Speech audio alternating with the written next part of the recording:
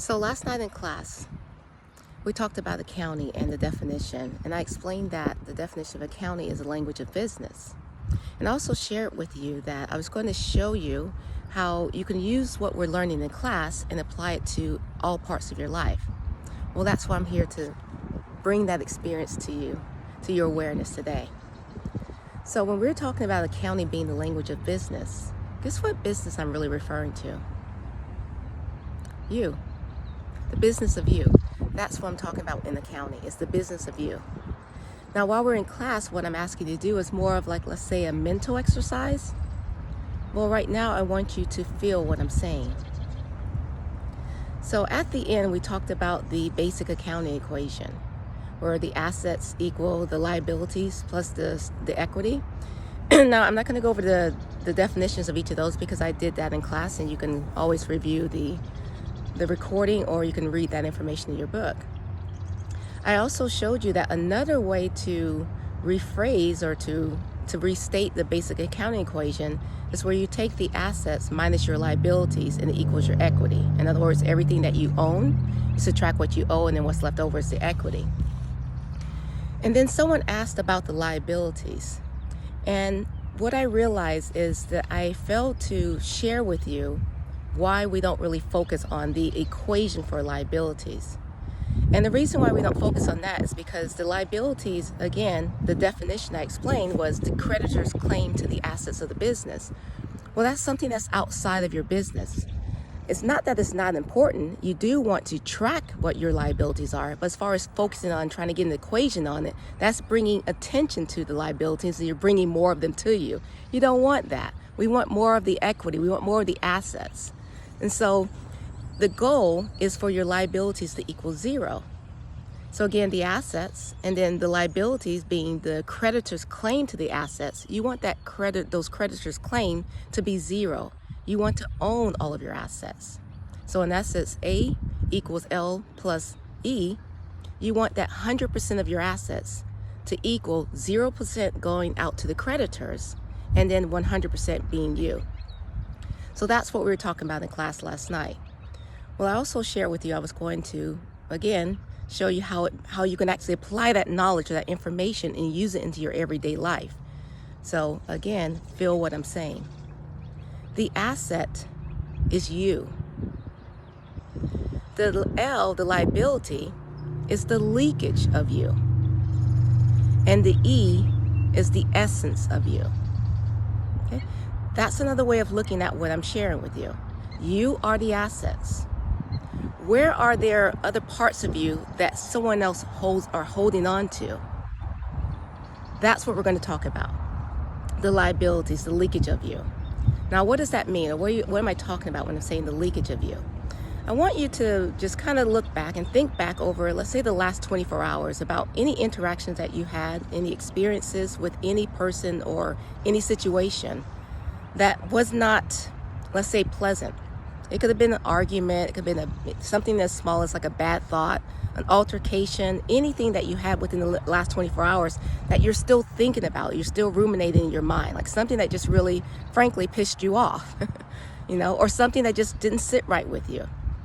That's what I'm talking about. Every time that we interact with someone or something or a situation, we leave pieces of ourselves within that situation. Now, we don't view it as that. But that's exactly what happens, particularly if it's something that you're still thinking about 24 hours later. Now imagine going back into your life, situations that really upset you, that really hurt you, that were traumatic for you, that you're still holding on to. That's what I'm referring to as the liabilities of you. That's what I'm here to share with you, how to get rid of, to bring back the whole essence of you within you, so that you can now approach life in a different situation as a whole person. So, again, really simple. Don't think hard on it because it's not about a thought process. It's about feeling what I'm saying to you. Your goal is for your liability to be zero. Is to bring back those little pieces that you left outside of you and recall them back, reclaim them. It's time to reclaim those pieces. Even pieces that you left years ago. And again, to talk specifically about a specific instance where you're having trouble with, I can do that with you one-on-one, but right now I just want you to understand in the totality of what we're doing. We're bringing back all the pieces of you using the basic accounting equation. Now you may ask, well, how am I supposed to do that? It's one word. It's a very powerful tool that I'm going to share with you. However, it's not easy. For some it will be, for some instances it will be, for some circumstances it will be, but what I'm talking about is not easy, but it is a step, because remember, we're only at the basic accounting equation. That tool that I'm talking about is forgiveness. Okay?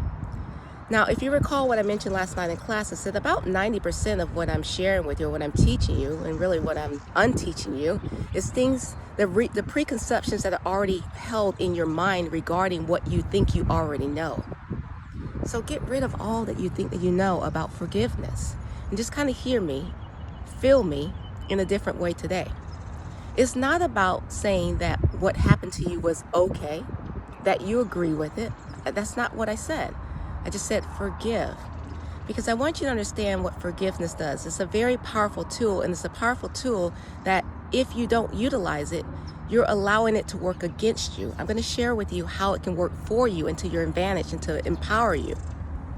So right now, if there's some circumstance or some event, something that happened to you that you're deeply holding on to, because it's unfathomable. I'm not saying that, again, you agree with it, but when you hold on to that, it's literally like holding on to some hot coal with the intent of throwing it at someone else.